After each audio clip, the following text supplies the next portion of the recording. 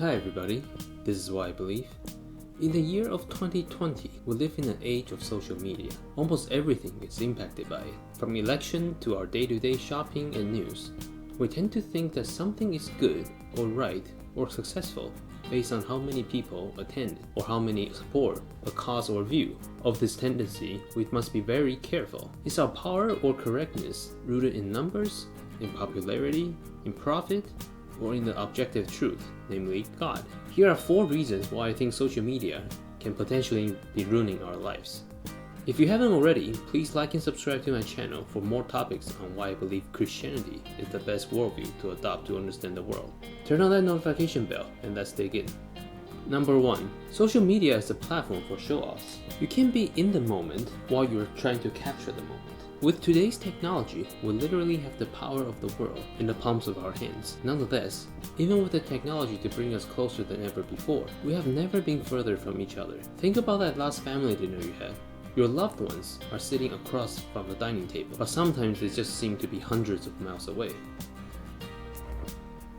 Jesus says in the Sermon on the Mount, "Watch out, don't do your good deeds publicly to be admired by others, for you will lose the reward from your Father in heaven." In other words, if you take the good you've done and brag about it online just so other people will give you recognition, then that's all the reward you're gonna get. Think about the big picture. Do you want the eternal rewards or temporary admirations?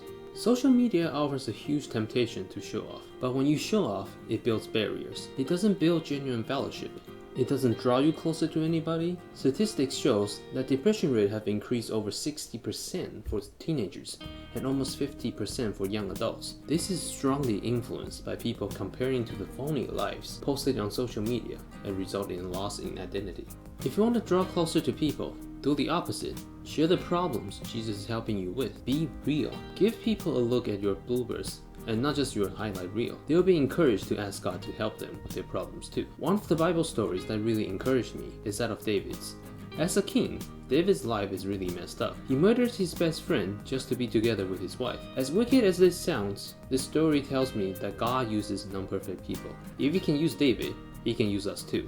The second problem with social media is that it awards self-promotion over humility.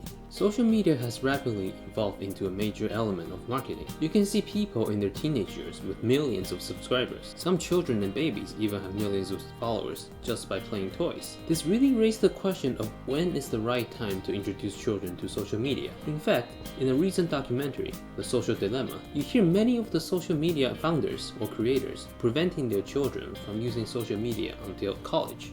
The matter of the fact is, social media influencers often experiences burnout. The platform is designed to be addictive to get you hooked on with intricate programs that demands every minute of your attention. In order to promote their own products or lifestyles, people often try to find the next idea that will make their videos go viral. The never-ending chase towards the algorithm really takes a toll on your souls. Humble yourselves then under God so that He will lift you up in His own good time. Don't worry when others use social media to promote themselves. If you're a child of God, then God will promote you at the right time, when He knows you're ready. When you stop pretending to be somebody you're not, you'll be at peace just being who God made you to be, right where He meant for you to be. Then you can really enjoy the moment. Number 3. Social media tempts you to seek the approval of others. What makes social media so addictive? Why do you have to go back and check a picture or a video 50 times after you posted it?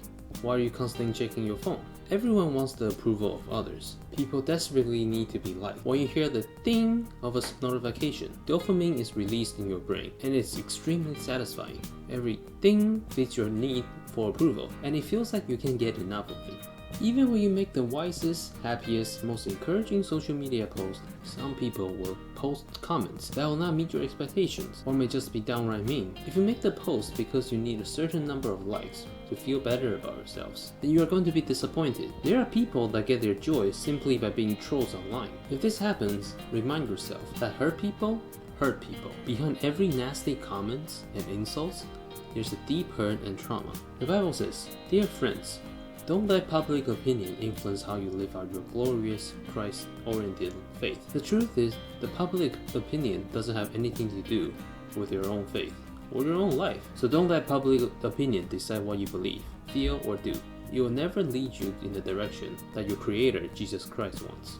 The Bible says in Ecclesiastes, "Don't pay attention to everything people say, for you're not living for the approval of others. What one person says on social media is not going to make or break you. Everyone wants the approval of others, but living for the approval of the one true God will help you use social media as a useful tool and not a crutch." Lastly, power in numbers. Golden State Warriors, a team that has been dominating the NBA for the recent half-decade, has the slogan, "Strength in numbers." Their motto is about teamwork, but power in numbers means something else entirely. Taking the number of people, census, for example. In our own time, the taking of the census is often steeped in power struggles, political gerrymandering, tax policy, spending priorities, the number of seats in the legislature, and the pitting of certain ethnic and racial groups against each other. A lot of mischief and political power struggles are tied back to the census, because the number is a powerful thing. Those that have numbers on their side get seats at the table. Those who do not can wait outside. Even in the Bible, there are two ways of treating the census. In the book of 2 Samuel and 1 Chronicles, David, in collecting numbers, gathers powers and capacity to manipulate his people in sinful or unjust ways. David, in counting his people, is seeking confidence in his numbers rather than God, and that is a sin. He takes pride in having a large number of people supporting him. Sounds familiar? Satan incited David to number Israel, and David showed trust in numbers over his trust in God. As a result, the nation is struck by plague.